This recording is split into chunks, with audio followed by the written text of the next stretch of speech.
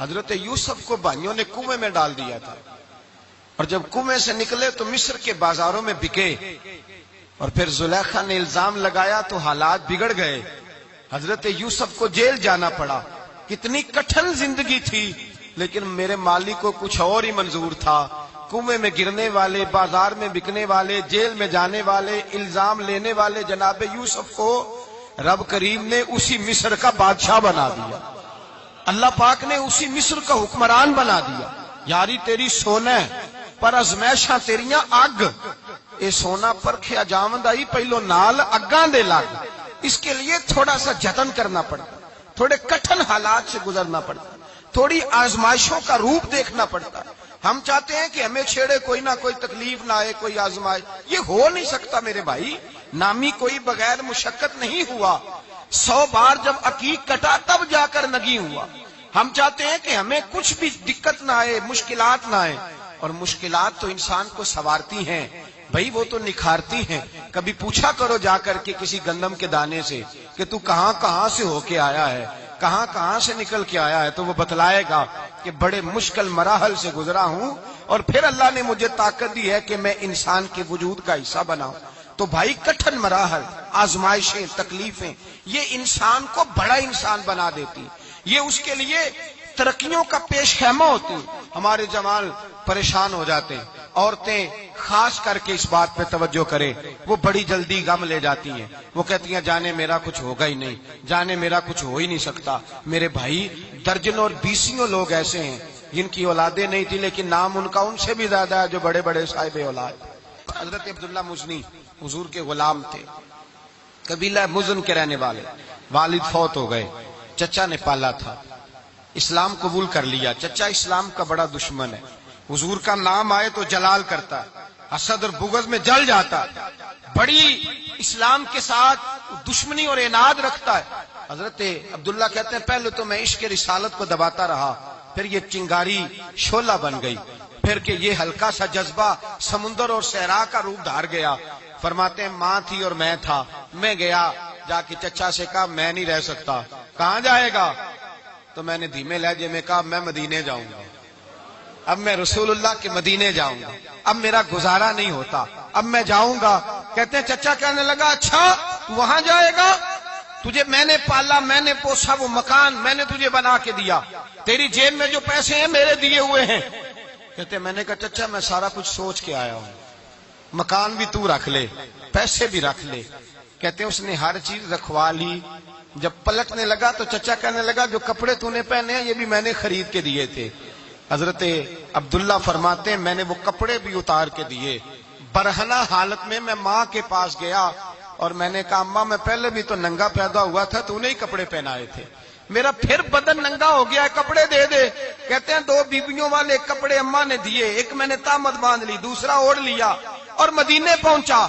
کہتے ہیں جب میں ٹھنڈی رات مدینے پہنچا تو کالے رنگ کے حبشی غلام حضرت بلال دودھ کا پیالہ لیے کھڑے تھے، ہاتھ میں کھجوریں تھی، کمبل تھا، کہنے لگے آ جا آ جا۔ مصطفیٰ نے فرمایا تھا قبیلہ مزن سے میرا غلام آ رہا ہے، میں ساری رات سے تیرا انتظار کر رہا ہوں۔ حضرت جناب سیدنا عبداللہ رضی اللہ تعالیٰ عنہ فرماتے ہیں میری مشکل آسان ہوئی، فرماتے ہیں مجھے مدینے میں اعزاز مل گیا، مجھے عزت مل گئی، ہر آدمی میری قدر کرنے لگا۔ گویا بزرگ کہتے ہیں کہ حضرت عبداللہ دعا کرنے لگے کہ اے اللہ تو نے مجھے بڑی شان دی ہے مصطفیٰ کی گود میں، اگر اسی رحمت کے چھاؤں میں پردہ کر جاؤں تو میری بات بن جائے گی۔ حضرت عبداللہ کا وصال بھی رسول اللہ کی گود میں ہی ہو گیا، گود میں، نہ کوئی رشتہ دار، نہ کوئی تعلق دار، نہ کوئی ہمسایا اپنا، نہ کوئی چچا، نہ کوئی ماموں، شہر میں تنہا اسی کسے دے کچھ نہیں جے لگ دے تے نہ کوئی ساڈا دردی، تنہائی۔ جنازہ اٹھا تو اٹھانے والے کون؟ ابو بکر صدیق، فاروق اعظم، عثمان غنی، مولا علی، حسنین کریمین جنازے میں شامل۔ میرے رسول پاک صلی اللہ علیہ وسلم نے جنازہ پڑھایا، دیکھو مشکل کاٹی تھی تو آسانی کا رنگ دیکھو، آسانی کا انداز دیکھو۔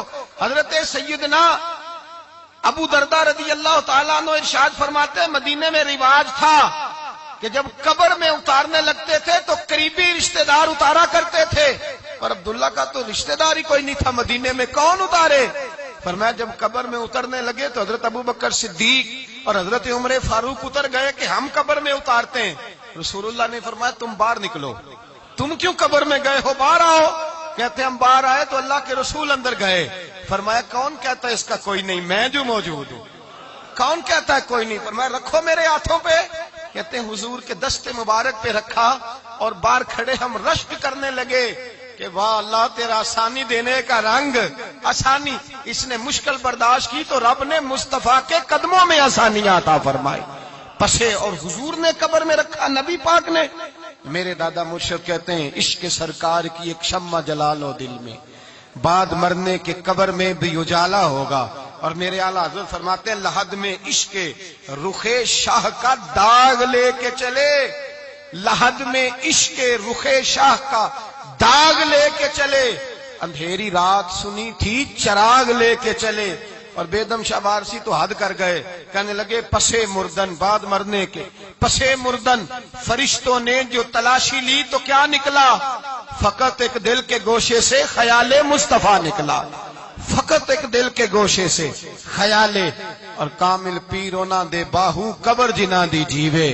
میرے بھائی نبی پاک صلی اللہ علیہ وسلم کے ساتھ وفا کی تنگی دیکھ کر، دقت دیکھ کر، مشکل کر، اور پھر جو آسانیاں ہوئی، پھر جو ان لوگوں کے لیے برکات ہوئی وہ زمانے نے دیکھی.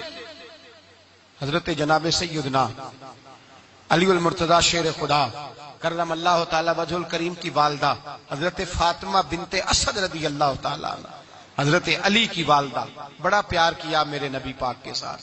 حضور ان کے گھر میں رہے، ان کے گھر میں پرورش پائی. حضرت علی کہتے ہیں میری اماں پہلے رسول اللہ کا خیال رکھتی، غربتوں کے زمانے میں نبی پاک کا ساتھ دیا. مکہ مخالفت کرتا تو جناب فاطمہ حضور کا خیال رکھتی. فاطمہ بنت اسد بڑا پیار کیا، بڑی محبت کی مولا علی کی والدہ نے.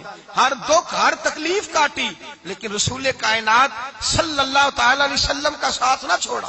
اور یہاں تک روایات میں ملتا ہے کہ جناب فاطمہ الزہرا جب بیاہ کے ان کے گھر گئی تو باہر سے سودا لا کے دیتی. حضرت فاطمہ سے بڑا پیار کرتی، بڑی محبت، مشکلات میں ساتھ دیا. جب وصال ہوا تو فرماتے کوہرام مچ گیا مدینے میں. لوگ منتیں کرتے تھے کہ حضور کا ایک بال مل جائے تو قبر میں بخشش کا سامان ہو جائے گا. رسول پاک نے فرمایا جب جناب علی کی والدہ کو غسل دے لو تو کفن پہنانے سے پہلے میرے پاس آنا. کہتے ہیں جب غسل دے لیا تو عرض کی حضور غسل ہو رہا ہے، کفن کا کیا کرنا ہے؟ حضور اندر گئے، قمیض بدلی اور جو کرتا پہنا ہوا تھا اتار کے دیا. فرمایا وہ علی کی ماں نہیں میری ماں ہے، اس نے میرے لیے بڑی تکلیفیں سہی ہیں، بڑی مشکل دیکھی ہے. فرمایا اس طرح کرو میرے کرتے میں اسے کفن دو. حضور نے جنازہ پڑھایا، اپنے کرتا لباس مبارک میں کفن دلایا. پھر جب وہ دفن ہوئی تو حضور قبر پہ کھڑے ہوئے، کھڑے ہو کے فرمایا اے اللہ اپنے سارے نبیوں کے وسیلے سے اور میرے وسیلے سے میری اماں کی بخشی فرما دے. پھر جو آسانیاں ملی ان لوگوں کو تو ان کی قبروں تک آسانیاں ملی. پھر ان کو قیامت تک کے لیے آسانیاں ملی جنہوں نے مشکلات کو دیکھا. اور بھائی جو سوئے رہے، جو آرام کرتے رہے، جنہوں نے مناسب ہی نہ سمجھا کوئی کٹھن مرحلہ طے کرنا، جنہوں نے کہا نا نا نا نا ہم تو سکھ کے ساتھی ہیں، ہم تو سکون کے ساتھی ہیں، بھائی ہم تو سلوٹ کے ساتھی ہیں، جب موجیں لگیں گی تو دوڑ کے پہنچیں گے، کہیں گے ہمارا بھی تعلق بنتا ہے، ہماری بھی رشتہ داری ہوتی ہے، ہمارے بھی رابطے ہوتے ہیں، پھر دوڑ کر کے پہنچیں گے. اصل ساتھی وہ ہوتا ہے جو دکھ کا ساتھی ہوتا ہے، آزمائش کا ساتھ، مشکلات تجھے اونچا اڑاتی. حضرت سلمان فارسی کہتے ہیں میں نبی پاک کی تلاش میں نکلا تھا، حضور کی تلاش میں نکلا اور میں نے کئی سال حضور کو ڈھونڈا. کبھی ایک دروازے، کبھی ایک دروازے، کبھی دوسرے دروازے، کبھی تیسرے دروازے. فرماتے میں شہزادہ تھا پر بکتا بکاتا مدینے آیا. میں نے نبی پاک کی تلاش میں یہودیوں کی غلامی بھی کی، تیری تلاش میں پھرا میں جنگل پہاڑ اور دشت میں. فرماتے ہیں بڑی تکلیف کاٹی، بڑی آزمائش دیکھی لیکن اس دن مجھے سارے دکھ بھول گئے.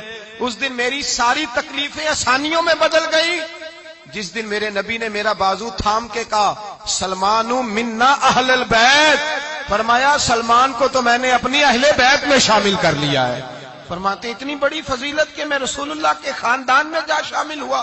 تو بھائی یاد رکھیں جب آپ کو مشکل آتی ہے تو آپ کو آسانی دینے کے لیے آتی ہے، جب آپ کی طرف کوئی آزمائش آتی ہے تو آسانی دینے. یہ بات صحیح ہے کہ بیٹیاں پیدا ہونے پہ مشکل ہوتی ہے، ان کے نصیبوں سے ڈر آتا ہے، پر جتنی آسانی اللہ بیٹیوں کے باپ کو عطا کرتا ہے اور جتنی رحمت رب بیٹیوں کے باپ پہ فرماتا ہے اتنی بھی کسی اور کے حصے میں نہیں آتی۔ اس میں شک کوئی نہیں کہ بوڑھے ماں باپ کو جب سنبھالنا پڑے تو مشکل ہوتی ہے۔ بوڑھوں کی طبیعت بچوں جیسی ہو جاتی ہے، دقت ہوتی ہے، آزمائش ہوتی ہے، ان کی بات سننا بعض اوقات کڑوا لگتا ہے، ان کی فرمائشیں بعض اوقات بچوں کی طرح ایسی ہوتی ہیں جو حل نہ ہو سکیں، لیکن یہ وہی ماں باپ ہیں جن کی نوکری کے بارے میں میرے مصطفیٰ نے فرمایا اگر تو ایک رات انہیں خوش کرنے میں کامیاب ہوا تو اللہ 2 حج اور 2 عمرے کا ثواب عطا فرمائے گا۔